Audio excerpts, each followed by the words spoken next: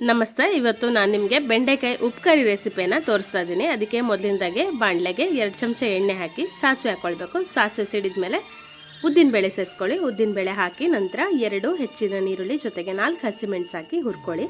ಹಾಗೆಯೇ ಸ್ವಲ್ಪ ಅರಿಶಿಣ ಜೊತೆಗೆ ಟೊಮೆಟೊ ಹಾಕಿ ಇನ್ನೊಂದ್ಸತಿ ಬಾಡಿಸ್ಕೊಳ್ಳಿ.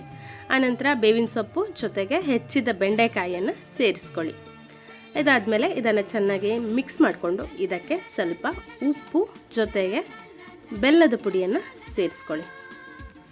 ಇದನ್ನು ಚೆನ್ನಾಗಿ ಒಂದು ಸರ್ತಿ ಮಿಕ್ಸ್ ಮಾಡಿಕೊಂಡು ಬಾಯಿ ಮುಚ್ಚಳವನ್ನು ಮುಚ್ಚಿ ಸ್ವಲ್ಪ ತನಕ ಸಣ್ಣ ಉರಿಯಲ್ಲೇ ಬೇಯಿಸಿ.